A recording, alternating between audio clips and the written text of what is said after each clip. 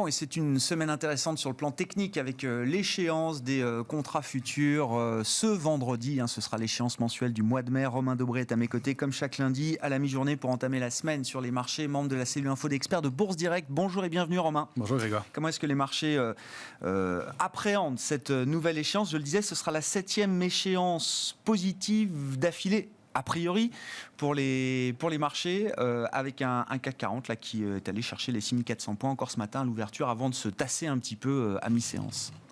Beaucoup, c'est un marché très technique, une semaine technique effectivement. Oui, peut-être effectivement 7e échéance d'affilée depuis le mois d'octobre, donc un gros record. Ça a l'air bien parti effectivement, puisque pour l'échéance en tout cas, et jusqu'à donc à vendredi prochain, sur l'échéance du mois de mai, les portefeuilles sont très couverts à nouveau.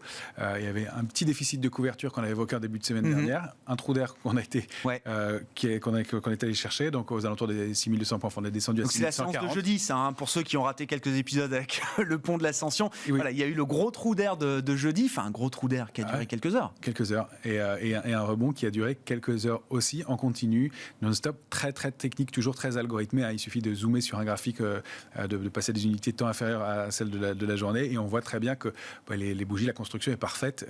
C'est donc signe de résilience, oui, mais signe de manque d'intérêt un peu aussi. Je pense qu'il y avait une bagarre qui s'était entamée entre vendeurs et acheteurs, ou acheteurs et vendeurs, à partir du 4 mai, quand il y avait eu cette petite phrase de Janet Yellen qui avait fait un trou d'air sur les marchés. On disait que acheteurs et vendeurs s'étaient neutralisés, que 10 000 contrats futurs avaient été ouverts sur le futur, et que les vendeurs n'avaient pas capitulé pour une fois. C'était manifestement le cas.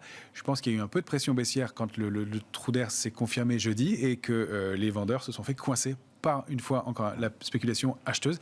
Pas beaucoup le font parce qu'on voit que les volumes sur l'indice CAC 40 et sur les autres indices d'ailleurs sont moins importants dans le rebond que dans le mouvement de baisse. Donc toujours à mon avis cette idée de prise de bénéfice, d'alléger un peu sur les niveaux actuels quand c'est possible, et de légère distribution, alors qu'en contrepartie on a du mal à payer les niveaux actuels, et donc beaucoup de spéculation qui arbitre et qui enregistre tous ces mouvements. On voit que le marché a donné des petits signaux de faiblesse à nouveau ce matin.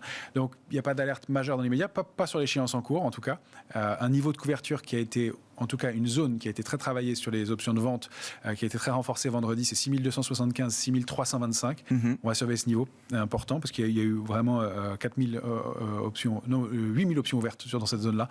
Donc c'est très dense. Est-ce que c'est de la vente de put ou de la couverture? C'est difficile de lire. Un peu probablement des deux. Donc un marché qui va arbitrer en tout cas au-dessus de ces niveaux-là. J'ai l'impression qu'on aura du mal à franchir peut-être 6004 de façon puissante. On a peut-être des extensions possibles, mais il y a une grosse ligne de vente de call 6400 sur l'échéance en cours. Ouais. En revanche, sur le mois de juin, on arrive un peu toujours en roue libre. Je vous le confirme depuis plusieurs semaines. Je surveille ça de près parce que c'est quand même une échéance semestrielle, une échéance importante. C'est ça. Ouais. Et on arrive un peu complaisant, alors pas méchamment, mais jusqu'à 5800 points. Il n'y a pas de couverture. On parlait d'une ligne importante à 6000 points. Elle est divisée par deux. Il n'y a plus que 2000 puts, un peu plus, sur le strike 6000 sur juin. C'est quoi l'idée derrière, Romain?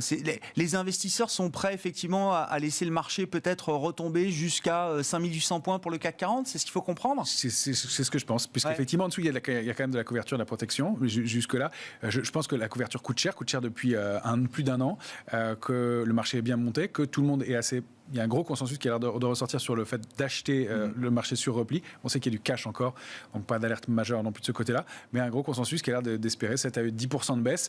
Ce serait le point idéal, quoi. Pour les gérants, racheter à 5008, le CAC, ce serait idéal. Ce serait idéal. On sait que malheureusement, on sait que sur les marchés, ça se passe jamais dans le point idéal.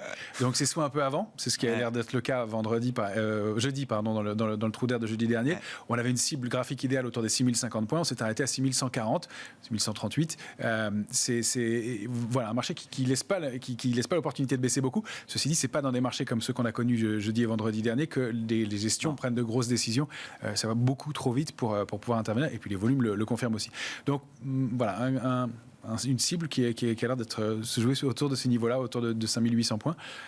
Ce serait pas bon de la rompre à mon avis, puisqu'il y a quelques niveaux intermédiaires derrière, mais c'est une dynamique qui en tout cas semble un peu compliquée pour les semaines à venir.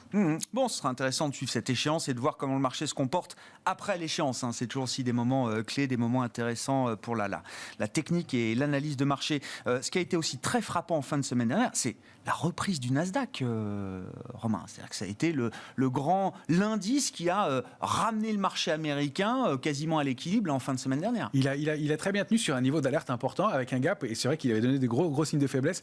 On voit là le canal haussier de moyen terme qu'on surveille et qu'on travaille, qu'on présente ici depuis plusieurs semaines. On a été le tester parfaitement, encore une fois, cette zone d'alerte. Je n'ai pas changé une virgule du graphique, en dehors de quelques supports et résistances. Voilà, c'était l'alerte de court terme, et on réouvre en gap vendredi. On remonte et on repasse un niveau de support à 13 294 points. On défend ce niveau-là. Donc, même si la zone d'alerte était rompue, c'est quand même une alerte de moyen terme. L'alerte de court terme est cassée. Même si la zone était rompue, ça ne veut pas dire que le marché parte à la baisse forcément. Il pourrait continuer à consolider.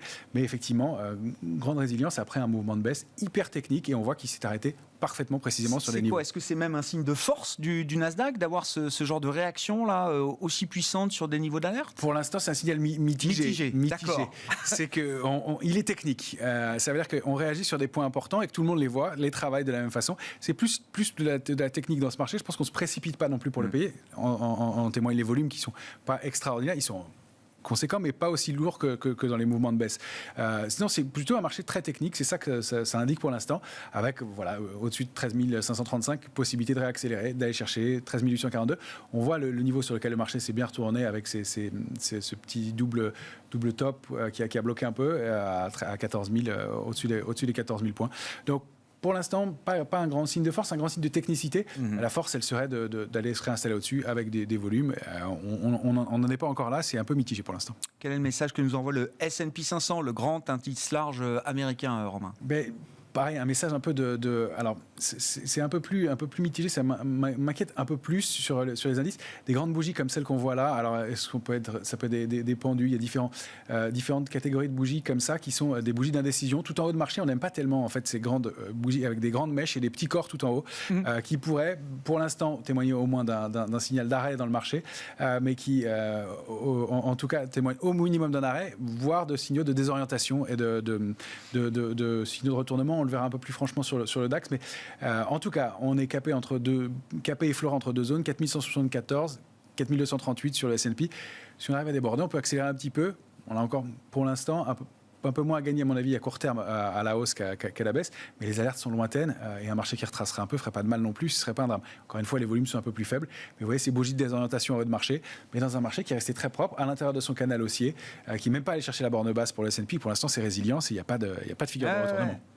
Bon, un peu plus de désorientation, c'est pas complètement illégitime au regard de la volatilité des statistiques économiques, par exemple. On en parlera avec Frédéric Ducrozet dans un instant, mais c'est vrai que la lecture de la dynamique conjoncturelle n'est pas forcément évidente. On l'a vu encore avec les statistiques américaines la semaine dernière. Le DAX en Europe, là, vous nous disiez, Romain, alors situation mitigée pour le S&P 500, le DAX aussi, visiblement, avec peut-être des figures techniques à surveiller, là aussi, sur les points hauts qu'on a pu atteindre. C'est ça, en fait, ce sont des bougies du même type, qu'on voit avec des pendus en haut de marché, des bougies avec des très très grands corps et des des très grandes mèches et des tout petits corps en haut, et peut-être une structure, alors je le mets avec un point d'interrogation, mais une structure justement des orientations qu'on n'aime pas beaucoup, qui est en haut de marché, qui s'appelle un triangle inversé. C'est-à-dire qu'on oscille dans des structures pas très propre, pas facile à travailler, avec un peu de façon brutale et aléatoire comme on le connaît là, avec des points bas de plus en plus bas et des points hauts de plus en plus hauts. Ça forme ce triangle inversé, cette structure d'élargissement qui traduit en général de la désorientation en haut de marché. On explique souvent ce mouvement-là par le fait que les grosses mains allègent, distribuent un peu, et que le marché remonte faute de pression baissière. Et c'est probablement ce à quoi on a assisté avec ce contre-pied des vendeurs. Ça monte parce qu'il n'y a pas de vendeurs, en fait. Ça monte parce qu'il n'y a pas de vendeurs. Et ça baisse parce qu'il n'y a plus d'acheteurs. Exactement. C'est une zone de vide. Alors les acheteurs, on considère dans ces cas-là que ce sont les moins initiés du marché qui font remonter et qui payent et qui voit le marché repartir faute de contrepartie. Donc c'est pas encore le cas, elle est pas très bien dessinée. On est allé chercher qu'une fois la borne haute, on a des bornes basses qui sont très basses, mais je surveille ce genre de signaux qui ressemble un peu à celui du S&P, et quand on zoome, on voit des figures qu'on n'aime pas tellement. On en avait une qui s'était dessinée très proprement, on la voit ici en 2020 avant la pandémie, où il y avait vraiment un triangle inversé cette fois-ci, très propre, très net, et on voit que malgré des niveaux plus hauts, on avait été formé une accélération baissière brutale. Donc 9 fois sur 10, ces figures-là, quand elles sont validées, c'est terminent par un mouvement baissier. Le problème, c'est qu'elles ne sont pas très propres à travailler, donc prudence dans l'immédiat. Des points bas de plus en plus bas et des points hauts de plus en plus hauts, signe de désorientation peut-être du marché et des investisseurs. Si on en vient au CAC 40, alors il y a deux manières de le regarder, le CAC 40 cash que vous nous proposez en graphique hebdomadaire, et puis le futur CAC, alors celui qui va expirer ce vendredi en unité journalière. Ouais, alors le CAC 40 cash, je voulais vous montrer parce que déjà il est très propre toujours en haut de son. Ça c'est le CAC 40 cash, donc qui est en hebdomadaire. Il est en haut de la borne de la borne haute de son canal haussier de long terme. On voit toujours ces bougies de désorientation, et le fait qu'on bute sur une résistance maintenant intéressante à 6398 points cash, donc à surveiller pour la semaine. Si on déborde ce niveau, on peut aller accélérer un peu à la faveur de l'échéance des marchés dérivés.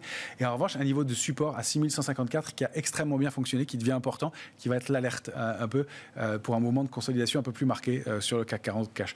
Donc cette zone que je voulais vous montrer qui est importante, et puis un marché très propre, hyper technique, qui s'arrête sur des niveaux extrêmement bien travaillés toujours. Donc voilà, on pense que plus de la technique qu'il y a là-dedans que de grosses mains.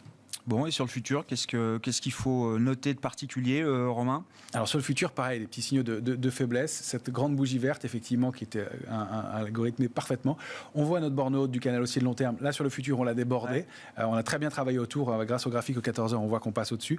Il y a cette bougie d'indécision qu'on est en train de former. C'est un graphique à ce matin, graphique en 14 heures. On va surveiller des niveaux techniques. Au-dessus de 6406 points, le niveau est bien identifié. On a buté dessus ce matin. On peut accélérer un peu, chercher 6435, pourquoi pas 6468. C'est l'extension qu'on pourrait envisager d'ici la fin de la semaine pour l'échéance des marchés dérivés, si le marché veut continuer à travailler dans le sens dans lequel il le fait. La première alerte, c'est 6346. La zone 330, 346 va être importante. C'est la borne haute du canal haussier de long terme. Si on la réintègre, pourrait accélérer un peu, et puis on a positionné notre alerte de court terme un peu plus loin cette fois-ci, puisqu'on connaît les embardées que peut faire le marché en ce moment, mais sous 6139 points, et cette grande extension, il y a peut-être une oblique qui est en train de se mettre en place. On va être un peu plus méfiant. Ça rejoint le niveau de 6154 sur le cash, des niveaux vraiment à surveiller, à ne pas enfoncer cette fois-ci. Là, la correction pourrait être plus marquée, plus violente. Quels sont les secteurs, valeurs même peut-être selon vous à surveiller quand on travaille par exemple sur le CAC ou sur les marchés en ce moment, Romain ? Alors pour les secteurs, oil and gas est un